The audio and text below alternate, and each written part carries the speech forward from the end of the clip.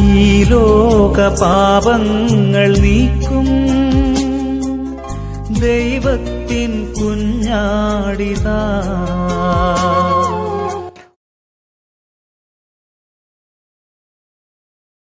ൻ്റെയും പുത്രൻ്റെയും പരിശുദ്ധാത്മാവിൻ്റെയും നാമത്തിൽ ആമേൻ.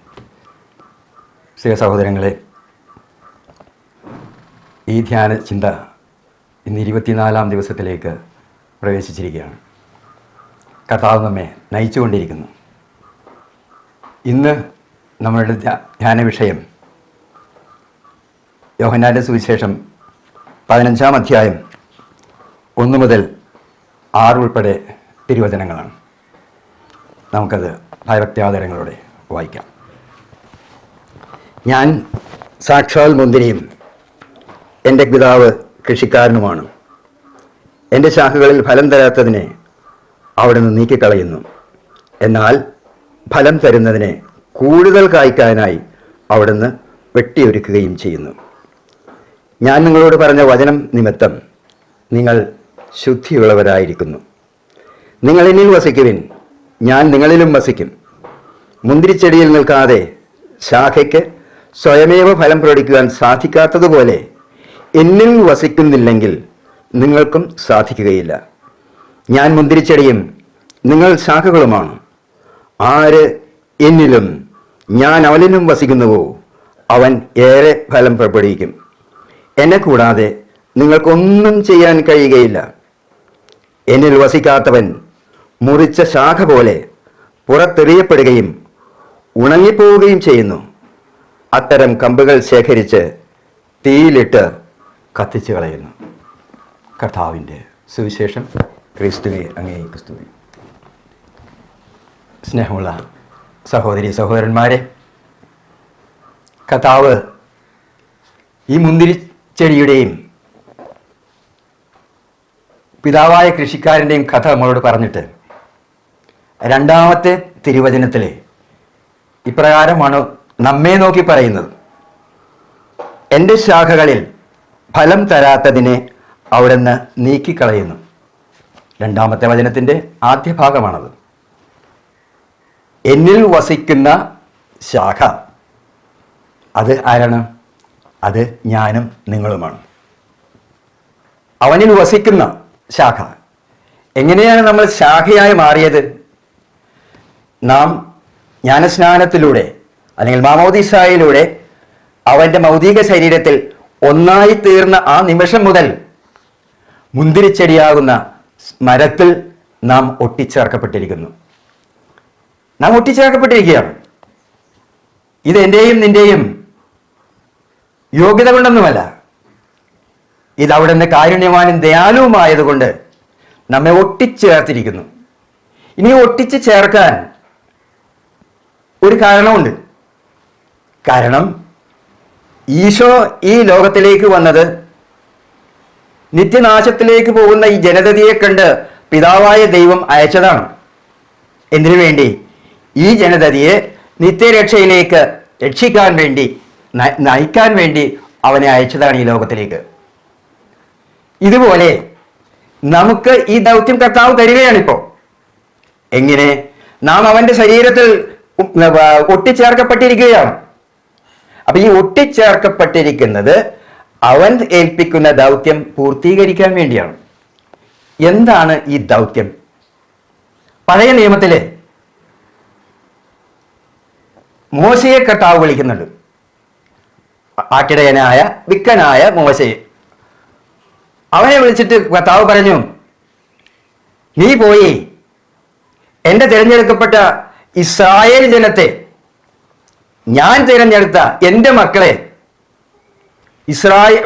ഈജിപ്തിൽ നിന്ന് മോചിപ്പിക്കുക. എന്തെന്നാൽ ഈജിപ്തിൻ്റെ അടിമത്തത്തിൽ അവർ നരകയാതന അനുഭവിച്ചു കൊണ്ടിരിക്കുകയാണ്.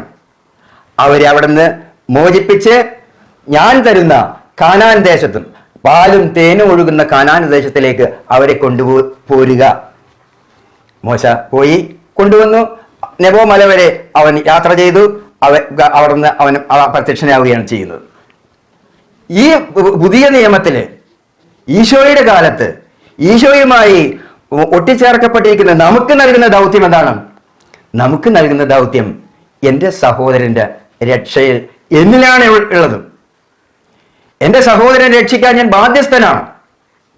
കർത്താവ് കായനോട് ചോദിച്ചില്ലേ, നിന്റെ സഹോദരൻ എവിടെ? എന്നോടും നിങ്ങളോടും ചോദിക്കുന്നുണ്ട്, നിങ്ങളുടെ സഹോദരൻ എവിടെ? നിങ്ങളുടെ സഹോദരി എവിടെ? നിങ്ങളുടെ അയൽവാസി എവിടെ? ഇതെല്ലാം കർത്താവ് ചോദിച്ചുകൊണ്ടേയിരിക്കുന്നു.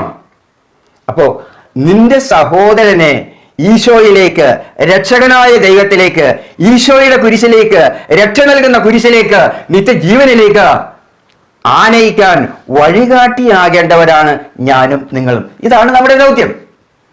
ഈ ദൗത്യം നിറവേറ്റാൻ വേണ്ടുന്ന ആത്മശക്തിയും പരിശുദ്ധാത്മ കൃപകളും നമുക്ക് നൽകിയിട്ടുണ്ട്. കാരണം മാമോദിസായിലൂടെ, ജ്ഞാനസ്നാനത്തിലൂടെ പരിശുദ്ധാത്മാവാണ് നമ്മൾ വന്ന് നിറഞ്ഞിട്ടുള്ളത്. ആ ആത്മാവിന്റെ ശക്തിയിൽ, നമ്മുടെ ആരുടെയും പേഴ്സണൽ ശക്തിയിലല്ല, ആത്മാവിന്റെ ശക്തിയിൽ അവിടെ ഏൽപ്പിച്ച ദൗത്യം പൂർത്തിയാക്കാൻ നാം ബാധ്യസ്ഥരാണ്. നാം അത് ചെയ്തേ മതിയാകും. ഇതില്ലെങ്കിൽ എന്ത് സംഭവിക്കും? ഈ ലോകത്തില് മുഴുകി 740 കോടി ജനങ്ങളുള്ള ഈ ലോകത്തിൽ വേറെ 134 കോടി കത്തോലിക്കരാണുള്ളത്. ഈ 134 കോടി കത്തോലിക്കർക്കും കർത്താവ് നൽകിയിരിക്കുന്ന ദൗത്യം ഇതാണ്: ബാക്കിയുള്ള നിങ്ങളുടെ സഹോദരങ്ങളെ എന്നിലേക്ക് അടുപ്പിക്കുക എന്നുള്ളത്. അത് അടുപ്പിക്കാത്തിടത്തോളം കാലം നിങ്ങൾ ഭയപ്പെടേണ്ട. നിങ്ങളെ അടുപ്പിക്കാൻ വേണ്ടി നിങ്ങളെ അയക്കുമ്പോൾ കർത്താവ് പറയും, പോകുക, ചെന്നായ്ക്കളുടെ ഇടയിലേക്ക് കുഞ്ഞാടുകളെ പോലെ ഞാൻ നിങ്ങളെ അയക്കുന്നത്. മറ്റൊന്നിനെ കുറിച്ചും നിങ്ങൾ ആകുലരാകേണ്ട. മറ്റൊന്നിനെ കുറിച്ച് you do what ever you are entrusted വിത്ത്. നിങ്ങൾ അത് ചെയ്തേ മതിയാകൂ. ഇത് ചെയ്യാൻ നമ്മൾ വിസമ്മതിച്ചാൽ ഒരു പ്രശ്നമുണ്ട്. റോമാക്കാരുടെ ലേഖനത്തിലെ 11-ാം അധ്യായത്തിലെ 22-ാമത്തെ തിരുവചനത്തിലെ പൗലോസിലൂടെ കർത്താവ് ഇപ്രകാരമാണ് പറയുന്നത്: ദൈവത്തിന്റെ കാരുണ്യവും കാഠിന്യവും നിന്റെ ശ്രദ്ധയിലിരിക്കട്ടെ. ദൈവം കാരുണ്യവാനാണ്, എന്നാൽ അതേ അവസ്ഥയിൽ തന്നെ അവൻ കാഠിന്യമുള്ളവനുമാണ്. കരുണാമയനായ ദൈവം ഈ ലോകത്തിൽ നിന്നോട് കരുണയും ദയയും കാണിക്കുന്നുവെങ്കിൽ വിധിയാളനായി വരുമ്പോൾ അവന്റെ കാഠിന്യത്തെ ചെറുത്തു നിൽക്കാൻ ഒരു ശക്തിക്കും സാധ്യമല്ല. അതുകൊണ്ടാണ് പറഞ്ഞത്, ദൈവത്തിന്റെ കാഠിന്യവും നിന്റെ ശ്രദ്ധയിലിരിക്കട്ടെ. വീണവനോട് കാഠിന്യവും ദൈവത്തിന്റെ കൃപയിൽ നിലനിന്നാൽ നിന്നോട് കാരുണ്യവും അവിടെ നിന്ന് കാണിക്കുന്നു. അല്ലെങ്കിൽ നീയും മുറിച്ച് നീക്കപ്പെടും. ഇതൊരു വലിയ സത്യമാണ്. നിന്നെ ഏൽപ്പിച്ചിട്ടുള്ള ദൗത്യം, ദൈവം നിനക്ക് ശക്തി തന്നിട്ടുണ്ട്. ദൈവം തന്റെ ആത്മാവിനെ നിന്നിൽ നിക്ഷേപിച്ച് നീ ശക്തനും ധീരനുമായിരിക്കുക എന്ന് പറഞ്ഞിട്ട് നമ്മെ വിട്ടിട്ട് നാം ഒന്നും ചെയ്യുന്നില്ല. ഞാൻ ഈ ലോകത്തിന്റെ ആഡംബരങ്ങളിലും ആഘോഷങ്ങളിലും മുങ്ങി അവിടുത്തെ സന്നിധിയിൽ നിന്ന് അകന്നു നിന്നാൽ, പ്രിയപ്പെട്ടവരെ, ആലോചിച്ചുകൊള്ളുക, അവൻ കാഠിന്യമുള്ളവനാണ്. അതിനെതിരെ നിൽക്കാൻ ഒരു ശക്തിക്കും സാധ്യമല്ല, ഒരു ലോകശക്തിക്കും സാധ്യമല്ല. അതുകൊണ്ട് നീ കോഷ്യസ് ആയിരിക്കുക. നീ ഓർക്കുക, എൻ്റെ കർത്താവ് എന്നെ നോക്കിക്കൊണ്ടേയിരിക്കുകയാണ്.